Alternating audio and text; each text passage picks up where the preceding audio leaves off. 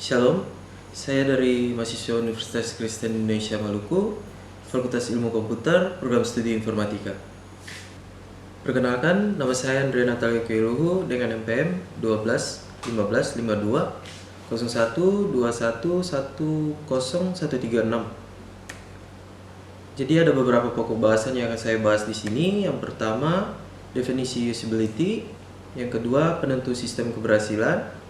Yang ketiga, komponen penentu daya guna. Yang keempat, menguji daya guna.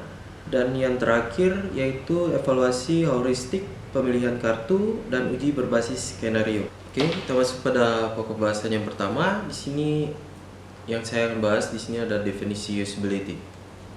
Definisi usability, di mana derajat kemampuan sebuah perangkat lunak untuk membantu penggunanya menyelesaikan sebuah tugas. Tingkat produk dapat digunakan yang ditetapkan oleh user untuk mencapai tujuan secara efektif dan tingkat kepuasan dalam menggunakannya. Selanjutnya kita masuk pada pokok bahasan kedua, yaitu penentu sistem keberhasilan. Pada penentu sistem keberhasilan yang saya dapatkan ada tiga, yaitu yang pertama berguna atau useful, di mana sistem yang berfungsi seperti yang diinginkan oleh penggunanya. Dan kedua, dapat digunakan atau usably, di mana sistem yang mudah dioperasikan. Yang ketiga, digunakan atau use, sistem yang memotivasi penggunanya untuk menggunakannya, menarik, menyenangkan, dan lain-lain. Oke, yang ketiga, kita masuk pada komponen penentu daya guna. Yang pertama yaitu ada kemampuan untuk dipelajari atau learnability, di mana merujuk kepada kualitas sistem, apakah mudah untuk dipelajari dan digunakan. Sudah menjadi rahasia umum bahwa pengguna tidak suka menghabiskan banyak waktu untuk mempelajari cara sistem bekerja. Mereka ingin dapat cepat menggunakan sistem tersebut dan merasa berkompeten untuk melakukan pekerjaan tanpa banyak kesulitan. Yang kedua ada efisiensi, menunjuk kepada cara yang dapat dilakukan sistem untuk mendukung pengguna dalam melakukan pekerjaannya. Contohnya pada mesin penjawab otomatis dengan sistem surat suara. Selanjutnya mudah diingat atau memoriability, di mana menunjuk kepada kemampuan mudah diingat lagi alurnya setelah tidak digunakan lagi dalam jangka waktu tertentu. Dan yang keempat, kesalahan dan keamanan, melibatkan perlindungan kepada pengguna terhadap kondisi dan situasi yang tidak diinginkan dan berbahaya. Sistem sebaiknya mempunyai berbagai fasilitas pertolongan untuk pengguna dalam sembarang situasi untuk menghindarkan mereka dari melakukan kesalahan yang tidak disengaja. Untuk membuat sistem berbasis komputer yang aman dari beberapa hal yang ditakutkan pengguna, antara lain perlunya yang pertama menghindar dari kesalahan yang serius, tidak meletakkan bottom keluar atau hapus berdekatan dengan bottom simpan.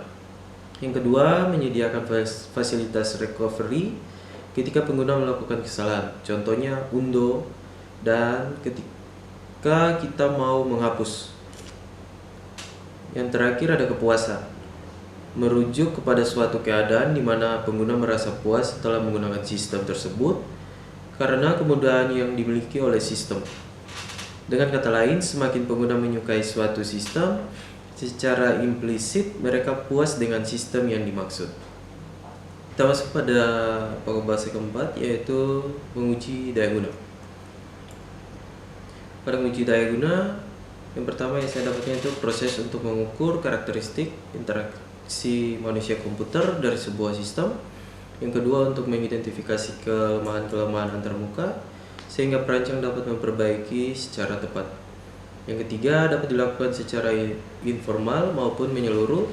Dan yang keempat, dari yang berbiaya sangat murah sampai biaya mahal.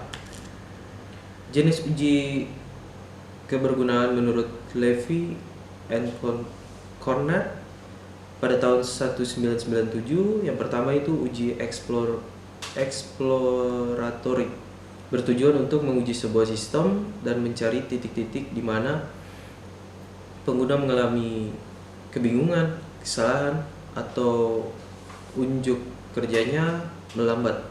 Penguji ini dilakukan tanpa melihat di mana persoalan-persoalan terjadi atau bentuknya.